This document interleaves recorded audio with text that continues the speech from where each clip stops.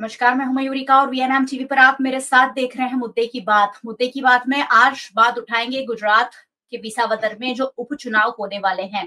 विसावदर में त्रिकोणीय जंग हो रहा है। यहाँ भारतीय जनता पार्टी, आम आदमी पार्टी और कांग्रेस के प्रत्याशी के बीच दिलचस्प मुकाबला देखने मिल रहा है। और वैसे तो उपचुनाव है, लेकिन फिर भी तीनों दलों ने जिस तरह पूरी ताकत झोंक दी है और अपने स्टार प्रचारकों को विसावदर में उतार दिया है, उसके चलते ये चुनाव जो है काफी हाई प्रोफाइल और खासकर तो प्रतिष्ठा का मुद्दा बन गया है। साख दांव पर लगी है तीनों दलों की। ऐसे में विसावदर का चुनाव किस तरह मोड़ लेगा और कौन से दल पे हाथ में विसावदर की सीट आने वाली है, ये देखना काफी दिलचस्प हो गया है। न सिर्फ गुजरात की, पूरे देश दुनिया की नजर विसावदर के उपचुनाव पर है, क्योंकि पिछले कई वक्त से माहौल गरमाया हुआ है। आज इसी पर चर्चा होगी और चर्चा के लिए खास विसावदर से ही कुछ मेहमान जुड़े हमारे साथ। सबसे पहले उनसे आपको मिलवा देती हूं और उसके बाद चर्चा की शुरुआत करेंगे कि आखिरकार विसावदर के उपचुनाव को इतना हाई प्रोफाइल क्यों बना दिया गया है।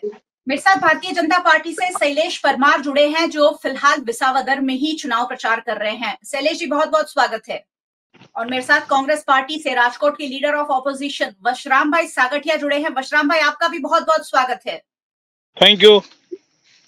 चलिए, भारतीय जनता पार्टी और कांग्रेस के तो प्रवक्ता जुड़े हुए हैं ही, मिलन खेरा पॉलिटिकल एनालिस्ट भी हमारे साथ जुड़ेंगे, उनसे भी बात करेंगे। लेकिन 2-2 मिनट की प्रतिक्रिया आप दोनों मेहमानों की ले लेते हैं। सबसे पहले भारतीय जनता पार्टी से शुरुआत करते हैं। शैलेश जी, क्या माहौल है विसावदर में? देखिए, अभी विसावदर में बाई इलेक्शन चल रहे हैं और एक ट्रेंड रहा है, देश में कहीं भी बाई इलेक्शन हो तो बाई इलेक्शन में जिसकी सरकार चालू हो, अभी जिसकी सरकार करंट में हो, चल रही हो, उसकी सरकार का ही प्रतिनिधि चुने जाते हैं। या तो नगर पालिका के चुनाव हो, या तहसील के चुनाव हो, या डिस्ट्रिक्ट के चुनाव हो, या कॉरपोरेशन के चुनाव हो, विधानसभा के चुनाव हो, या पार्लियामेंट का चुनाव हो, मेंबर ऑफ पार्लियामेंट का चुनाव हो, सभी चुनावों में लगभग ऐसा होता है। मगर ये जो यहाँ पे विसावदर में जो इलेक्शन है, उसका एरिया देखा जाए तो बिलखा, विसावदर और बेसाण, ये तीनों बड़े शहर में माने जाते हैं। बाकी के रूरल एरिया है। तो रूरल एरिया ज्यादातर होने की वजह से पशुपालकों, किसानों और जो एग्रीकल्चर के सेक्टर में जो प्रावधान है वो सब आते हैं। और पिछली बार भी यहाँ 12 वर्षों से भारतीय जनता पार्टी और अन्य कोई पार्टी नहीं आई है। तो भारतीय जनता पार्टी का जो विकास का मॉडल जो है, गुजरात विकास मॉडल में जाना जाता है, उसकी मॉडल का जो चुनाव होता है उसमें कभी विसावदर जुड़ा नहीं है। विसावदर की जनता ने गलती ही की है, हर बार गलती की है। मगर मैं यहाँ पे हूँ, कई दिनों से यहाँ पे हूँ और मीडिया मैनेज कर रहा हूँ, तो मुझे इतना पता चला है और ग्राउंड जीरो पे गए हैं, गांव में भी गए हैं।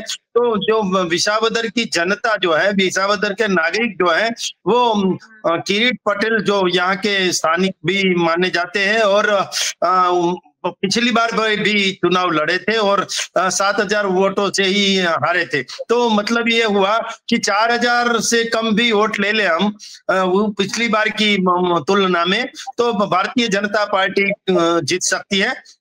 मगर जो रूरल एरिया आता है और नेगेटिव प्रचार प्रसार जो हुआ है, आम आदमी पार्टी और अन्य लोग जो नेगेटिव प्रचार प्रसार कर रहे हैं, उससे क्या हुआ है कि जो आम नागरिक जो है वो नागरिक भरमाया हुआ है। नागरिक को कहाँ जाए कहाँ न जाए वो असमंजस में आ गया है। बाकी तो सभी लोगों को पता है कि नरेंद्र भाई मोदी ने जिस तरह भारत को विश्व गुरु बनाने के लिए और 5 ट्रिलियन इकोनॉमी करने के लिए एग्रीकल्चर में भी इतना प्रावधान किया है, और हमारी यहाँ की केसर केरी जो मैंगो है वो भी बहुत ज्यादातर एक्सपोर्ट भी होती है, और एक्सपोर्ट होके यहाँ की आमदनी, जो किसान की आमदनी है, वो दुगनी होने जा रही है और इसमें भी फायदा होता है। मगर दिखाई ऐसा रहा है कि नहीं, कहीं कांग्रेस भी रेस में नहीं है। आम आदमी पार्टी जो है मगर वो सिर्फ सोशल मीडिया में है। सोशल मीडिया और मीडिया के थोड़े जो लोग हैं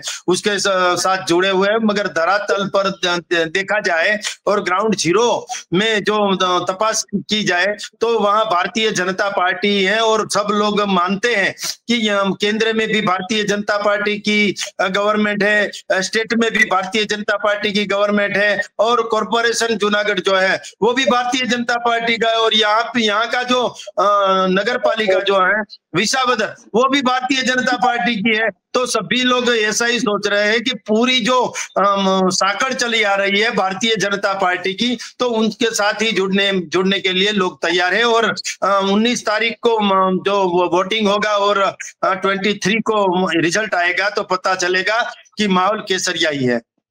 चलिए ठीक है, शैलेश जी के लिए बहुत सारे सवाल है मेरे मन में, बाद में पूछूंगी।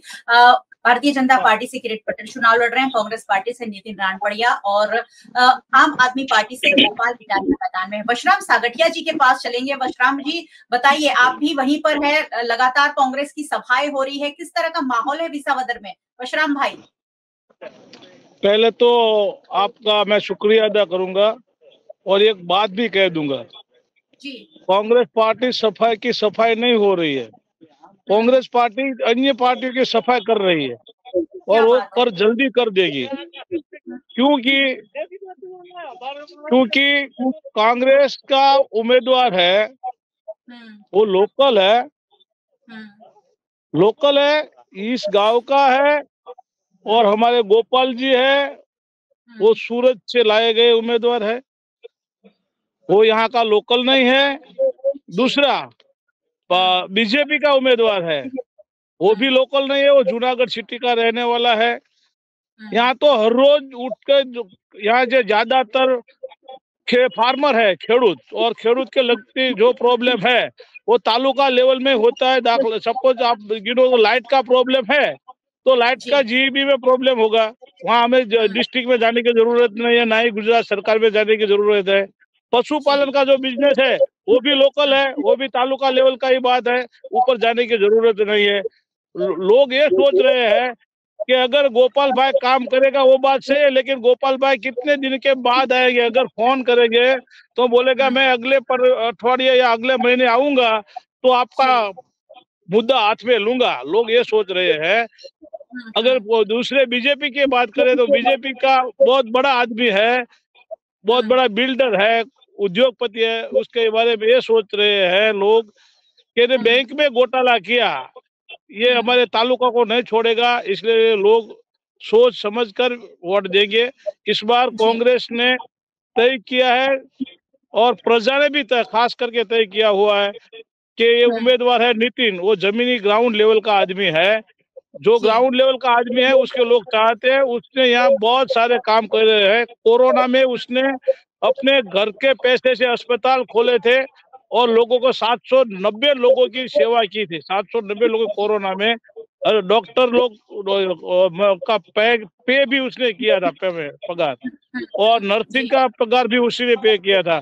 ऐसा लोग पहली बार कांग्रेस को यहाँ अच्छा उम्मीदवार मिला है और इस बार लोग उनको जिताएगी, ये हमारे लिए बहुत अच्छी बात है। जी बिल्कुल। तो भारतीय जनता पार्टी के जो प्रवक्ता है वो कह रहे हैं कि कोई चांस नहीं है, सिर्फ बीजेपी और कांग्रेस पार्टी के जो प्रवक्ता है वो कह रहे हैं कि ये सीट हमारी थी, क्योंकि पिछले कुछ सालों में ही आम आदमी पार्टी के पास ये सीट गई है और पिछले 18 सालों से भारतीय जनता पार्टी के पास तो ये सीट है ही नहीं। फिर भी भारतीय जनता पार्टी के प्रवक्ता दावा जरूर कर रहे हैं, क्योंकि चुनाव में दावे और वादे दो ही चीजें चलती है। चलिए, पॉलिटिकल एनालिस्ट के रूप में मिलन जी हमारे साथ जुड़े हुए हैं। मिलन जी, दोनों पार्टी अपने अपने दावा कर रही है। वहां आम आदमी पार्टी आज उनके प्रवक्ता इसलिए नहीं है क्योंकि भारतीय जनता पार्टी और कांग्रेस दोनों के ही लोग आम आदमी पार्टी के साथ डिबेट नहीं करते हैं। ये एक अनघोषित नियम है गुजरात में। तो आज उनकी उम्मीदवार नहीं है, लेकिन वो लोग भी यही प्रचार कर रहे हैं कि आम आदमी पार्टी ही विसावदर में जीत रही है। मिलन जी, क्या कहेंगे? जब चुनाव आते हैं हर पार्टी को यही लगता है कि हम ही जीत रहे हैं। एक विसावदर की चुटनी है, दूसरी कड़ी की है। कड़ी की जो चुटनी है वो वहां पे बीजेपी बहुत ही स्ट्रॉन्ग है और वहां पे बीजेपी को कोई दिक्कत नहीं आने वाली है। अब बात करते हैं विसावदर के लिए, तो विसावदर का इश्यू ऐसा है कि विसावदर की सीट जो है वो किसी भी एक पार्टी के लिए कभी भी वो फिक्स नहीं किया जा सकता, बोला नहीं जा सकता। वो बीजेपी को भी मिल सकती है, वो कांग्रेस को भी मिल सकती है और आम आदमी पार्टी को भी मिल सकती है। लेकिन वो पुरानी बात हो चुकी है, क्योंकि राजकारण एक ऐसा सब्जेक्ट है कि वहां पे कल क्या हुआ था और कल क्या था उससे कोई फर्क नहीं पड़ता है, आज क्या है और कल क्या होगा उससे ही फर्क पड़ता है। तो आज का जो सिनेरियो चल रहा है उसके अंदर में विसावदर के अंदर जो है वो मुझे जो दिख रहा है और मैं जो सोच रहा हूँ, मुझे इलेक्शन सिर्फ आम आदमी पार्टी और बीजेपी के बीच में दिख रहा है, कांग्रेस कहीं पे भी बीच में मुझे दिख नहीं रही है।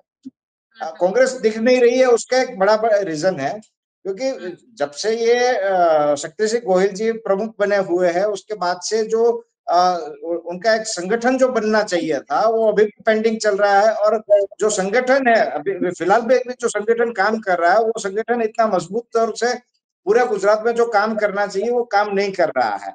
बहुत सी जगह पे कांग्रेस के अंदर ये भी दिक्कत है कि भाई अंदर अंदर बहुत सारे गुटे हो जाते हैं, तो गुट की वजह से जो इलेक्शन होता है उसके अंदर मार पड़ जाती है कांग्रेस को। कांग्रेस ये नहीं समझ पा रही है कि भाई अगर पिछले 20 साल का अगर वो डेटा चेक करते हैं तो ऑन एन एवरेज वो बीजेपी से सिर्फ 3 से 5% के वोट से वो हार रहे हैं। ठीक है, अब उनको डेडिकेटेड वोट जो मिल रहा है वो तो है, तो उनको सिर्फ 4% के लिए ही मेहनत करने की जरूरत है। लेकिन वो 4% मेहनत करने की जगह पे भी दूसरे गुटों के अंदर में जो लड़ाई झगड़े चल रहे हैं वो लड़ाई झगड़ों के अंदर से वो बाहर नहीं आ पाते हैं और उसकी वजह से वो लोग इलेक्शन हार जाते हैं। तो ये विसावदर की जो चुटनी है वहां पे भी सेम सिनेरियो है कि अभी संगठन उतना मजबूत नहीं है कांग्रेस के पास। मैं तो यहाँ तक कह सकता हूँ कि संगठन है ही नहीं, मतलब नाम का है, काम का कुछ नहीं है। तो जो अभी इलेक्शन चल रहा है वो आम आदमी पार्टी और बीजेपी के बीच में चल रहा है। जी चलिए, आम आदमी पार्टी और बीजेपी के बीच वहां टक्कर हो सकती है।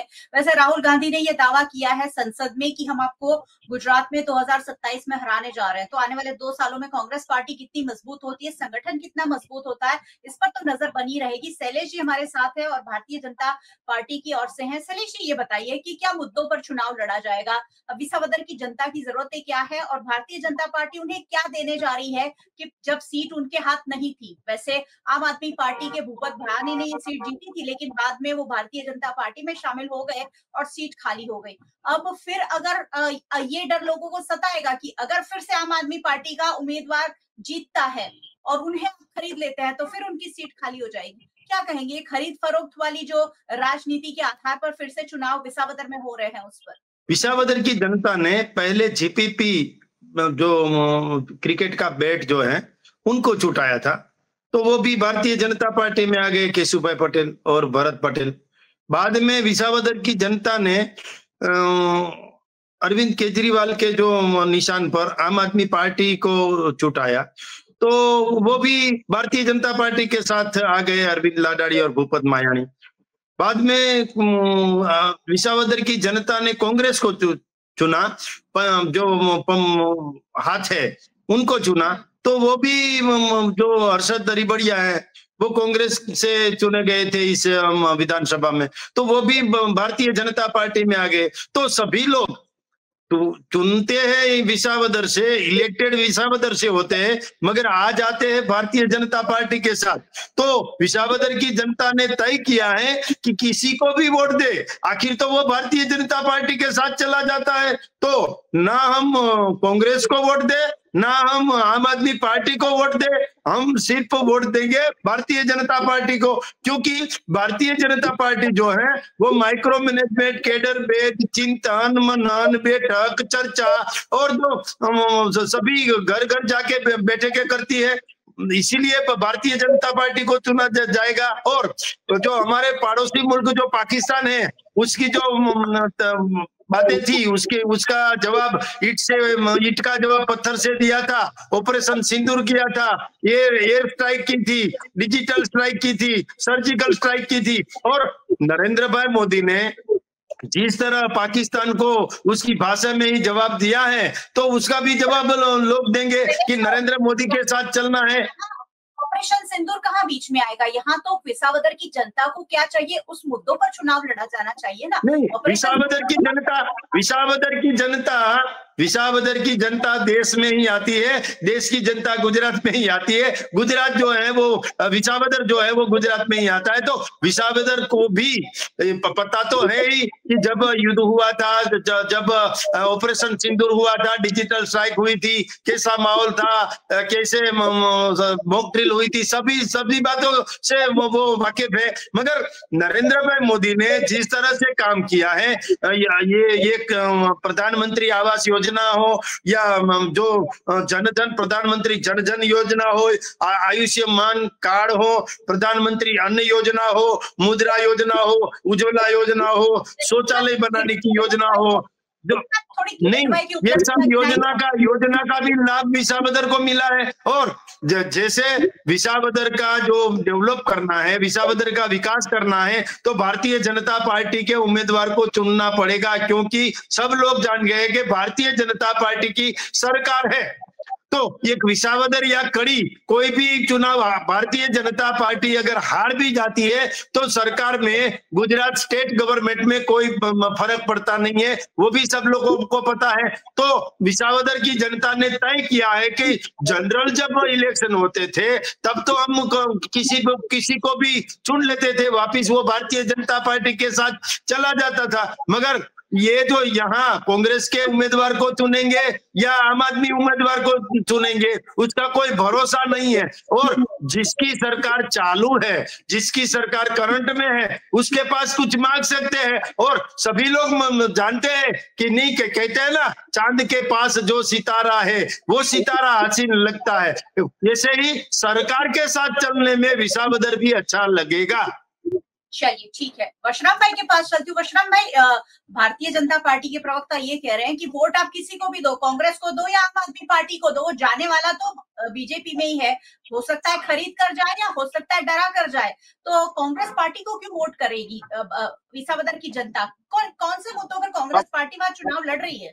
वशराम भाई, आपने जवाब दे दिया बहन मारा, कि डर से ले जाए या खरीद के ले जाए।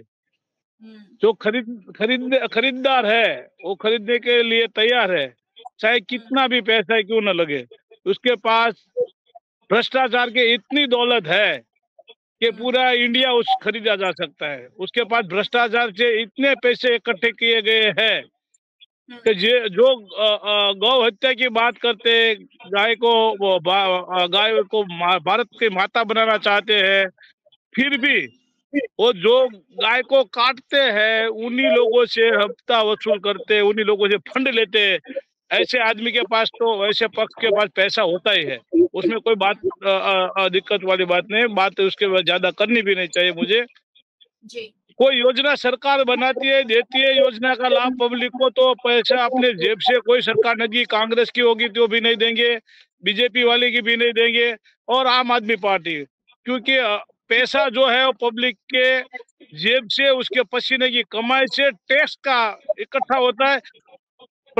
पब्लिक को पैसे पब्लिक का जाता है गवर्नमेंट के पास, गवर्नमेंट तो उसकी एक नौकर है, नौकर, प्रजा की नौकर है गवर्नमेंट। कोई भी गवर्नमेंट हो, कांग्रेस हो या बीजेपी, उसको तो उसका मैनेजमेंट करना है। सही करो तो देश की तरक्की होती है, गलत करो तो देश का नुकसान होता है। और नुकसान करने वाले लोग आजकल बहुत ज्यादा हो गए, बढ़ गए हैं। इसलिए मेरा भांजा है, उसके साथ मैं ज्यादा बहस नहीं करूंगा, उसके कुछ बोल भी नहीं पाता क्योंकि वो मेरा भांजा है। अच्छा, इसलिए मैं उससे ज्यादा नहीं बहस करूँ। लेकिन अगर आज कोई और होता सामने तो मैं उसको ये बताता कि कांग्रेस में और बीजेपी में डिफरेंस क्या है। मुझे लग रहा है बताना चाहिए, क्योंकि डिफरेंस अभी यहाँ में इस तीन तालुका में कोई उद्योग आने वाला नहीं है, समझो। उद्योग, किसी को उद्योग के लिए गांधीनगर जाना है नहीं। अभी साहब बता रहे थे कि कांग्रेस तो है ही नहीं, अंदर प्रॉब्लम है पक्ष में, तो मैं उसका भी जवाब दूं। यहाँ कितनी बड़ी प्रॉब्लम बीजेपी में, आके पूछो तो पता चले कि बीजेपी में कितने लोग बीजेपी के सामने है। जो आप में गए वो भी बीजेपी के सामने है, बीजेपी का है वो भी बीजेपी के सामने है, कांग्रेस से बीजेपी में गया वो भी बीजेपी के सामने है। और रिजल्ट बताएगा आपको 23 तारीख को। जी, परशुराम भाई, मैं एक बात जानना चाहती थी। मैंने शैलेश भाई से भी पूछी थी, उन्होंने जवाब नहीं दिया। विसावदर के मुद्दे क्या है, समस्या क्या है वहाँ की, क्या समस्याओं पर विसावदर मैं, हाँ बस वो बात करो, वो बात सही है जी। ये विसावदर का प्रॉब्लम जो है, तो छोटे छोटे लोगों को लाइट का कनेक्शन है, वहाँ फार्म पे वाड़ी पे कनेक्शन है, उसका प्रॉब्लम है। पानी कम मिलता है, उसका प्रॉब्लम है। यहाँ के जो जोन लगाए गए हैं वो उसका प्रॉब्लम है। जमीन है जो 100 वार का प्लॉट जो पछातों, दलितों और बिछड़े हुए लोगों को देते हैं, वो कई सालों से बंद है। गांव में जो गौसर की जगह है वो बीजेपी वाले ने दबा के रखी हुई है। ये बहुत बड़ा प्रॉब्लम है। दूसरा, जमीन है, पूरा खेत आधारित विस्तार है। जमीन के जो मापनी की है, उस मापनी के इतना बड़ा डिफरेंस है कि किसी की जमीन यहाँ है, एक भाई की, दूसरे भाई की दूसरे गांव के नजदीक है। इतने बड़े बड़े डिफरेंस कर दिए है। मैं खुद मेरी बात करूं तो मेरी जमीन में भी मेरे पिताजी ने दी हुई 10 बीघा जमीन थी, उसका 3 टुकड़ा कर दिया। देखो ये काम कर रही है बीजेपी। अभी सभी लोगों को ये प्रॉब्लम है कि छोटे छोटे जो प्रॉब्लम गांव के और जमीन के है और पानी के है, उसका पहले होना चाहिए। वो हमारा उम्मीदवार स्थानिक है, वो हर रोज करता है, वो करता रहेगा, वो चाहे जीते या हारे। उसने प्रण लिया कि मैं जब तक जीऊंगा तब तक विसावदर की प्रजा की सेवा करूंगा। और इन लोगों का उम्मीदवार एक है जो कतार गांव से आया हुआ है, वो कतार गांव में चुनाव लड़ने के बाद वहां गया है, उसको पूछो। दूसरा, ये अभी बीजेपी का उम्मीदवार है, एक बार लड़के गया, हार के गया, फिर गांव में आया, पूछो उसको, वो नहीं आया। लोग सब देखते हैं, इसलिए स्थानिक को पसंद करेंगे। चलिए, स्थानीय निवासी को पसंद करेंगे, ये कह रहे हैं कांग्रेस के परशुराम सागठिया। मिलन जी के पास वापस चलती। मिलन जी, कोई भी चुनाव होता है वो जाति समीकरण के आधार पर जीता जाता है। विसावदर में करीब 2,60,000 जितने मतदाता हैं, जिसमें से 1 लाख मतदाता तो पाटीदार हैं। ये तीनों जो उम्मीदवार हैं पाटीदार समाज से ताल्लुक रखते हैं। ऐसे में पाटीदार वाला जो गणित है वो तो यहाँ काम नहीं करेगा, लेकिन जो और आहिर समाज है, प्रजापति समाज है, दलित है, अल्पसंख्यक लोग है, ये सारे लोगों का जो गणित है वो क्या कह रहा है मिलन जी? ये जो पर्टिकुलर इलेक्शन चल रहा है बाई इलेक्शन है, तो बाई इलेक्शन के अंदर कास्ट बेस का जो मुद्दा है वो ज्यादा नहीं चलता है, क्योंकि जो जैसा कि शैलेश भाई ने बताया अभी थोड़ी देर पहले कि इलेक्शन 2 तरीके के होते हैं। जब अपनी धारासभा की 180 सीट का जब इलेक्शन होता है, वो इलेक्शन होता है, दूसरी जो है ये बाई इलेक्शन होता है। अब बाई इलेक्शन के टाइम पे दिक्कत क्या होती है कि जो पहला का इलेक्शन होता है 182 सीट वाला, उसका रिजल्ट ऑलरेडी आ चुका है। अब हम सब लोगों को पता है कि जो रिजल्ट आया है वो 160 प्लस का रिजल्ट बीजेपी के पास में है। तो अभी जो सिनेरियो होता है कि भाई जब बाई इलेक्शन होता है तो उसमें हमेशा जो पावर में जो पार्टी होती है उसको एक बेनिफिट मिलता है वहां पे, क्योंकि सब लोग जानते हैं कि भाई ये पार्टी जो है वो अभी पावर के अंदर है और अच्छी खासी बहुमति के साथ में है। विसावदर अगर बीजेपी हार जाती है तो भी उसको कोई दिक्कत नहीं है, जीत जाती है तो भी उसको कोई ज्यादा दिक्कत वाली बात नहीं है। तो उन लोगों के लिए विसावदर की चुटनी जो है वो ज्यादा कोई मायने नहीं रखती है। सेम तरीका विसावदर के लोगों के लिए भी है कि उनका जो वोट जो है वो बेसिकली कोई भी जीते, आम आदमी पार्टी जीते, कांग्रेस जीते या बीजेपी जीते, उसमें विसावदर की जो लोकल पब्लिक है उनकी जीत कहीं पे भी नहीं होने वाली है, क्योंकि अगर विनिंग पार्टी को वोट डाला जाता है तो भी वो उनके लिए कुछ नहीं करने वाले। अगर कांग्रेस को वोट देती है तो वो तो वैसे भी विपक्ष के लिए भी स्ट्रॉन्ग नहीं है अभी, और विपक्ष का नेता भी उसके पास नहीं खड़ा कर सकते हैं। और आम आदमी पार्टी है तो आम आदमी पार्टी का भी हम लोग रिकॉर्ड देख चुके हैं कांग्रेस की तरह कि भाई जो इलेक्शन जीत जाता है कांग्रेस में से वो बीजेपी में चला जाता है। वैसे ही जो सूरत वगैरह में कॉर्पोरेशन का इलेक्शन वगैरह हुआ था और 2-3 जो एमएलए थे आम आदमी पार्टी के वो भी बीजेपी के अंदर जुड़ चुके हैं। तो ये सारी जो चीजें होती है उसका इफेक्ट पब्लिक के ऊपर पड़ता ही पड़ता है कि भाई अल्टीमेटली अगर ये लोग बीजेपी के अंदर जाने वाले हैं, चाहे वो कैसे भी जाए, वो वोट खरीद के जाए या उम्मीदवार को खरीद के लेके जाए, वो लेकिन अल्टीमेटली वोट तो जा रहे हैं बीजेपी के अंदर में, तो उनके लिए वो ज्यादा अभी सोचने वाली कोई बात नहीं होती है। तो इसलिए मेरा पर्टिकुलरली मानना ऐसा है कि ये पर्टिकुलर इलेक्शन के अंदर, बाई इलेक्शन के अंदर बीजेपी का हाथ जो है ऊपर रहेगा। दूसरी चीज ये है कि जो 182 का जो बड़ा इलेक्शन होता है वहां पे जो उसके बड़े बड़े नेता होते हैं वो स्कैटर हो जाते हैं कि हर एक लोगों को 4-4 5-5 सीट का उनको स्टार प्रचारक बना के रखा जाता है। लेकिन उसकी वजह से मतलब मेन पावर जो होता है वो डिवाइड हो जाता है। लेकिन आज की डेट में सिर्फ 2 ही जगह पे इलेक्शन है, विसावदर में और कड़ी के अंदर में 2 ही जगह पे इलेक्शन है। तो उसका जो पूरा जो स्टार प्रचारक का मेन पावर है, दूसरे जो नजदीकी जो धारा सभ्य है और संसद सभ्य है, उन लोगों को भी सभी लोग फ्री है अभी, तो सभी लोगों को वो विसावदर और कड़ी के अंदर डाल देंगे। तो अब इतना सारे लोग जो पावरफुल लोग हैं वो आ जाएंगे, तो उसका भी बेनिफिट जो है वो पॉलिटिकल पार्टी को, पावर वाली पार्टी को मिलेगा, मतलब बीजेपी को मिलेगा। तो मेरा पर्टिकुलरली मानना ऐसा है कि ये कड़ी और विसावदर की चुटनी में दोनों ही सीटें जो है मेरे कहीं ना कहीं बीजेपी को मिल रही है। चलिए, बीजेपी का हाथ ऊपर बता रहे हैं मिलन जी। सलीश जी, ये सवाल मेरे मन में जरूर आ रहा है कि आपने बहुत सारी बातें कही कि मोदी जी के नाम पर वोट कीजिए, मोदी जी ने बहुत अच्छा किया, मोदी जी ने अच्छा किया, ये पूरा देश जानता है। लेकिन आपका जो उम्मीदवार है किरीट पटेल, उन पर भ्रष्टाचार के आरोप लगे हैं। पाल आंबलिया ने उन पर भ्रष्टाचार के आरोप लगाए हैं। कहना है कि बहुत सारे घोटालों में वो शामिल है। उस पर क्या जवाब देना चाहेंगे सलीश भाई? जो पाल आंबलिया जी हैं उनके साथ कई डिबेट मैंने की है और किसानों के बारे में ही की है। मगर जो पाल आंबलिया जी हैं वो कांग्रेस के एक लीडर भी हैं, मगर वो फ्री है। तो कहीं ना कहीं से कुछ ना कुछ ढूंढ के मीडिया मैनेज करना का काम जो कर रहे हैं वो पाल आंबलिया है। पाल आंबलिया की बात को कांग्रेस में भी गंभीरता से नहीं लिया जाता, तो भारतीय जनता पार्टी तो कैसे गंभीरता से लेगी, और जनता तो कुछ गंभीरता से लेगी ही नहीं। पाल आंबलिया ने जो बैंक, जो डिस्ट्रिक्ट बैंक है, उसके ऊपर प्रहार किया था, तो मैं भी एक किसान का बेटा भी हूं और कोऑपरेटिव सेक्टर में मैं भी एक जो मंडली है उसका मैं चेयरमैन भी हूं। तो मुझे इतना पता है कि किरीट भाई ने जो बैंक में जो जिसके ऊपर भी कार्यवाही की है, वो कहीं किसी भी गांव के हो, तो वो गांव के जो सीईओ है, जो मंत्री है, उन्होंने जो भ्रष्टाचार किया है उनके ऊपर कार्यवाही की है। तो कार्यवाही जिसके भी ऊपर की है, 2 बरस से ही किरीट पटेल जिला बैंक में चेयरमैन हुए हैं, उसके पहले दूसरे थे, मगर भ्रष्टाचार हुआ है तो भ्रष्टाचार के ऊपर कार्यवाही करना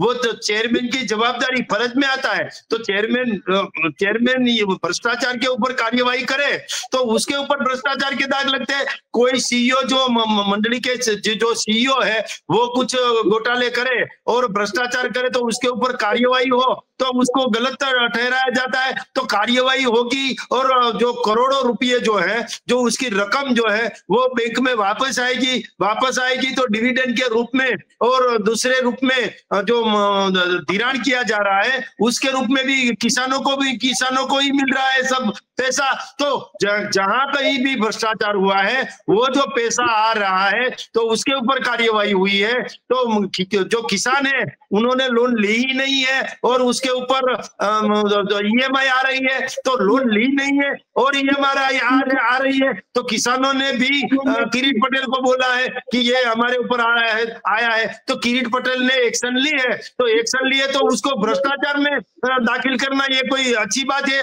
दूसरी बात, बसराम भाई सागठिया कांग्रेस के बड़े लीडर है, अच्छे लीडर है, मगर उन्होंने बात की डिजिटल सर्वे की कि उनकी जो 10 बीघा जमीन है तो उसमें 3 टुकड़े हो गए हैं। तो बसराम भाई, ये जो डिजिटल सर्वे है उसको गुजराती में जमीन मापणी बोलते हैं, तो डिजिटल जो सर्वे है वो डिजिटल सर्वे पूरा नहीं हुआ है। अभी भी आपका जो कुछ गलत हुआ है तो आप जो डिस्ट्रिक्ट मजिस्ट्रेट है या किसी और को बोल भी सकते हैं, सिटी सर्वे में भी जा सकते हैं और बोल सकते हैं। जो लास्ट किसान का प्रॉब्लम भी होगा तब तक ये डिजिटल सर्वे चालू रहेगा।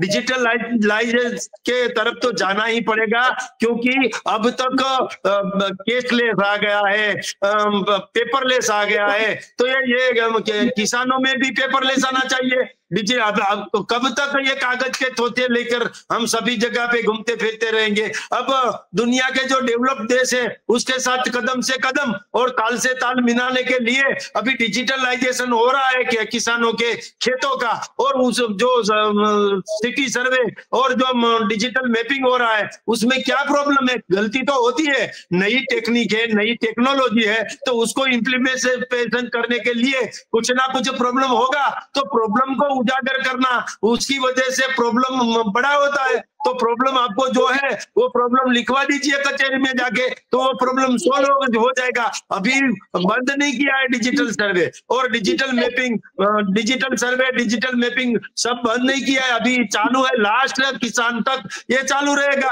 और सरकार अभी जो मिलन भाई बोल रहे थे, खूब अच्छा बोल रहे थे कि सरकार के साथ जाए या विपक्ष के साथ, कोई भी लोग जब जनरल इलेक्शन होते हैं तब तो पता नहीं चलता कि कौन सी सरकार आएगी, तो गलत वोट हो जाते हैं और गलत पार्टी को वोट मिल जाते हैं। मगर अभी तो पता ही है कि केंद्र में नरेंद्र भाई मोदी सेवा कर रहे हैं, राज्य में सज्जन सरल सौम्य कसाए हुए और गड़ाए हुए जो मुख्यमंत्री है, सीएम है, वो भूपेंद्र भाई पटेल, वो भी अच्छा काम कर रहे हैं। यहाँ पे विसावदर की जनता किरीट भाई को चुनेगी तो किरीट भाई भी अच्छा काम कर सकेगा, उसकी ग्रांट तो आएगी, ये कांग्रेस के हो, आम आदमी पार्टी के हो और भाजपा की भी हो, तो उसको जो एमएलए को ग्रांट मिलती है उतनी ही मिलेगी। अगर किरीट भाई पटेल आएंगे तो ज्यादा ग्रांट लाएंगे, क्योंकि सरकार में उसकी पहुंच होगी, सरकार को वो कहेंगे कि ये करना है, ये करना है, ये करना है। जो ये आम आदमी पार्टी के गोपाल इटालिया जो है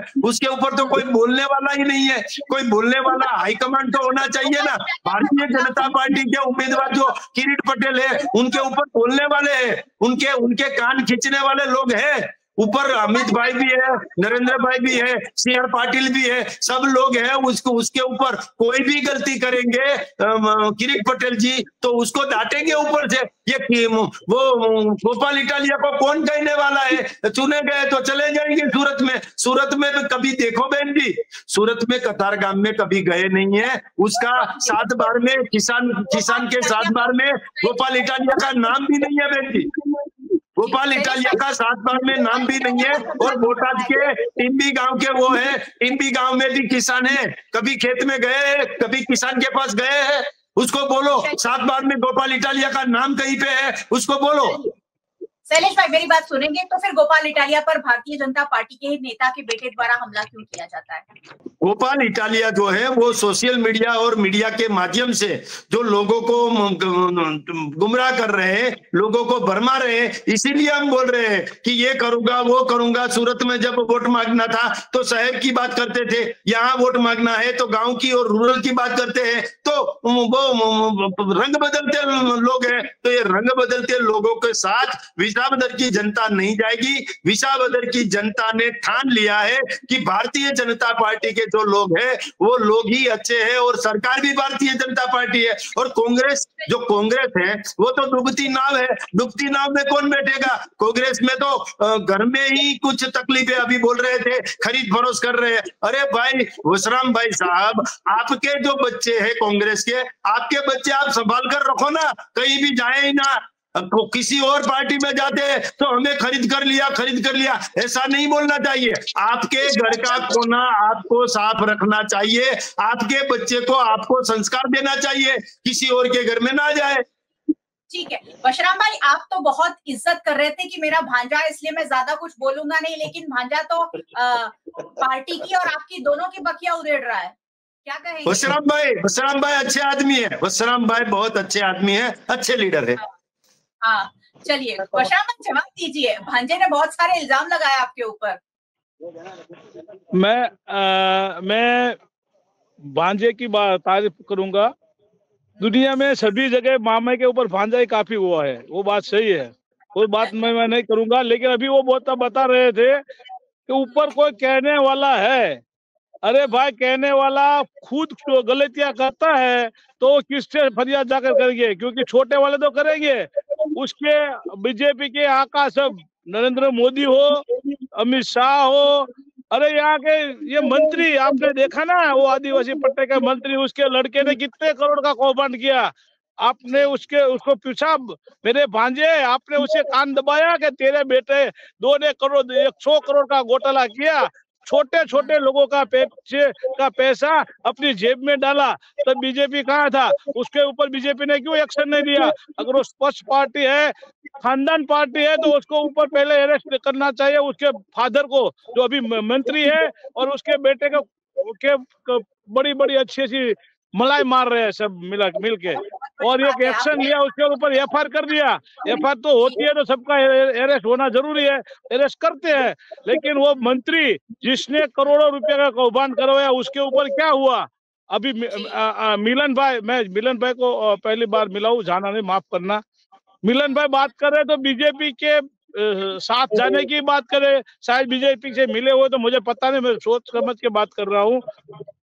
लेकिन बीजेपी का आप सब सही है, बीजेपी में सही है ऐसा बताने वाले को मैं ये बात करता हूँ कि एक किरीट भाई की बात की ना, किरीट भाई ने यहाँ कितना घोटाला किया, किरीट भाई को वोट कैसे मिलेंगे भाई साहब?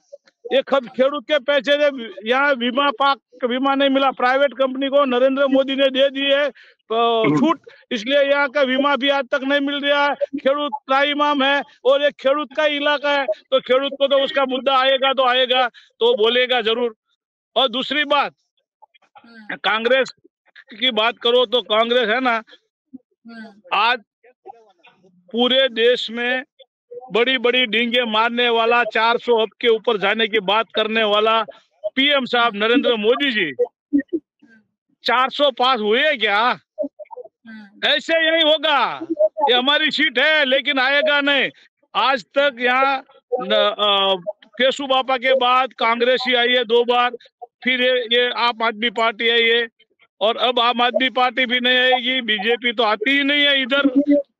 इन लोगों को बोलते हैं हमें विकास चाहिए ही नहीं, विसावदर वाले बोलते हैं गुजरात का जो मॉडल नरेंद्र मोदी कर रहे हैं ऐसा विकास हमें नहीं चाहिए, हमें तो खेती वाला विकास चाहिए, हमें समृद्धि वाला विकास है। नरेंद्र मोदी बोल के गए थे दुगुनी आवक कर दूंगा, और हमारे भाव दुगना नहीं हुआ, जो हम खरीदते हैं वो चीजों का भाव 2 गुना हो रहा है, लेकिन हमारी जो चीज बेचने जाते हैं तब 2 गुना नहीं हुआ। इसलिए नरेंद्र मोदी जी बड़े बड़े डींगे मार के गए हैं, वो भी फेल है।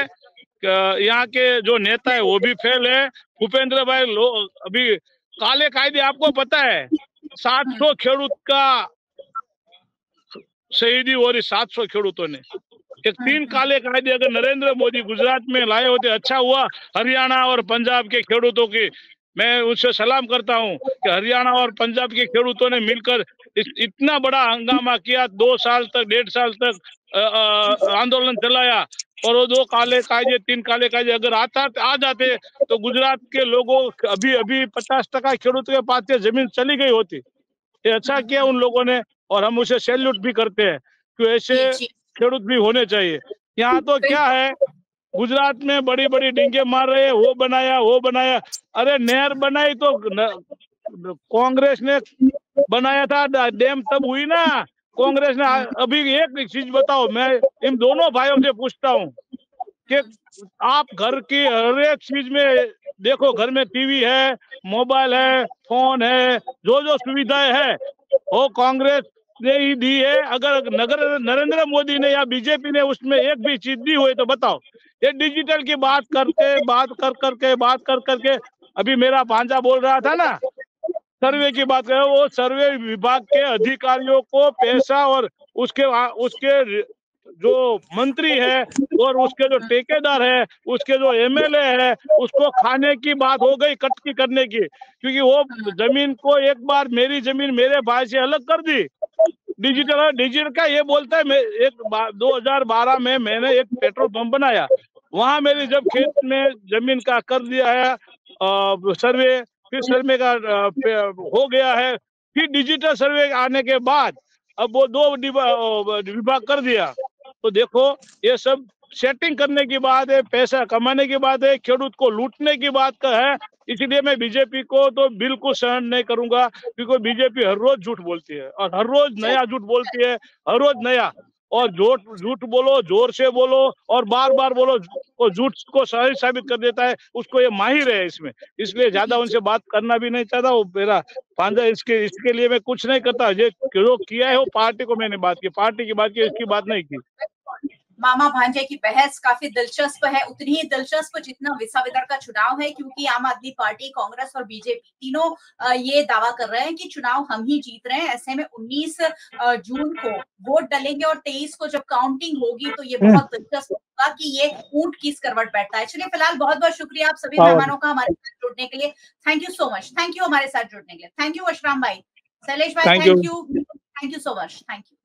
और बहुत बहुत शुक्रिया आप सभी व्यूअर्स का हमारे साथ जुड़ने के लिए। वैसे व्यूअर्स को रोज रोज जुड़ते रहना चाहिए, क्योंकि ये सारी बातें जानना और समझना आप सभी के लिए बेहद जरूरी है। वीएनएम टीवी को आप यूट्यूब चैनल पर देख रहे हैं, जरूर देखते रहिए, और चैनल को सब्सक्राइब नहीं किया है तो सब्सक्राइब किए बिना बिल्कुल मत जाइएगा। आप हमें फेसबुक पर देख रहे हैं, शेयर कर लीजिए। आप हमें ओटीटी प्लेटफॉर्म्स पर देख रहे हैं, डेली हंट, वोडाफोन टीवी, जियो टीवी और जियो टीवी फाइबर।